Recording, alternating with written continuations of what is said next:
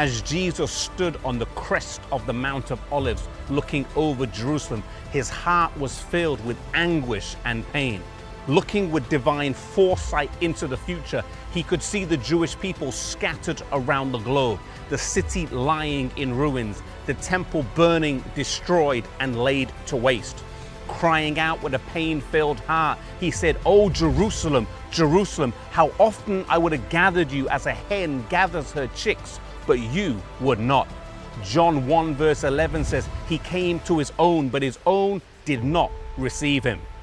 After ministering for over 3 years in Jerusalem and the surrounding areas, Jesus' time on earth was coming to a close when he uttered his fateful pronouncement and warning on Jerusalem.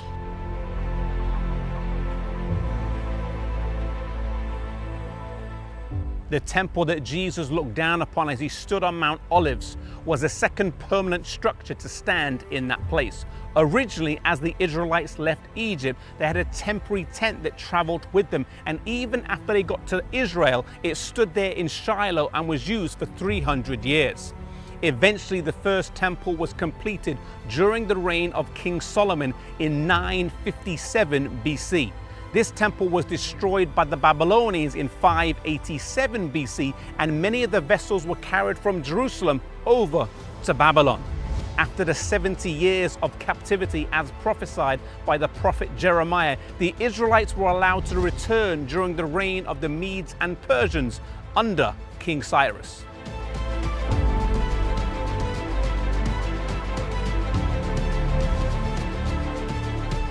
This temple began to be rebuilt in 538 or 537 BC after the decree of Cyrus for the Jews to return to Jerusalem. Then they encountered some local opposition which caused some delays before it was completed in 515 BC.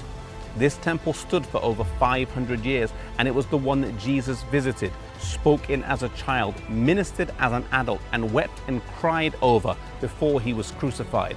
Sometimes called Zerubbabel's temple because he was the one who started the reconstruction, it was later renovated and expanded on during the time of Herod.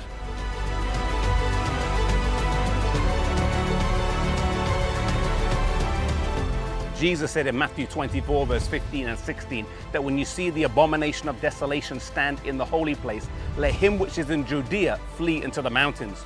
When the Roman armies first came in AD 66 under the leadership of Cestius, who was the governor of Syria at the time, and planted his armies and insignia outside the walls of Jerusalem, this was still considered holy land as it extended several furlongs from the temple. He was unable to take the Temple Mount and retreated, losing over 5,000 soldiers in the process, according to Josephus.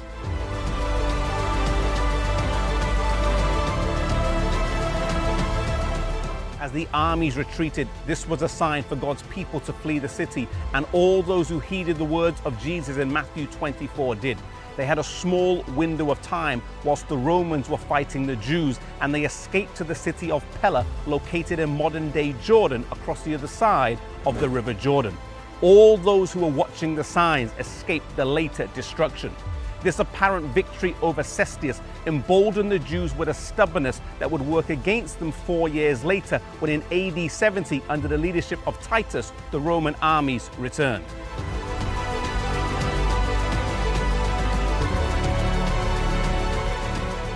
Surrounding the city during the time of Passover, when it was teeming with people, only further increased the horror that was about to come.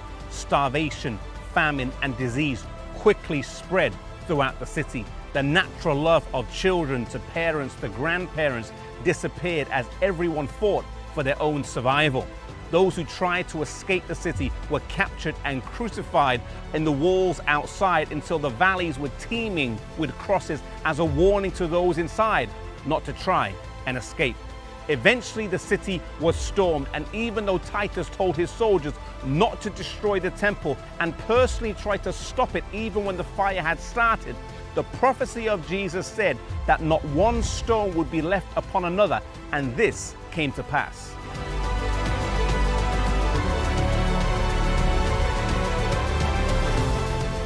Jesus also warned our world today of the coming crisis, and he has given us an outline of the signs of his return, that we're not left in darkness. He does not want anyone to be lost, and he's outlined exactly what will take place before he comes back, that we will know exactly the signs of his return.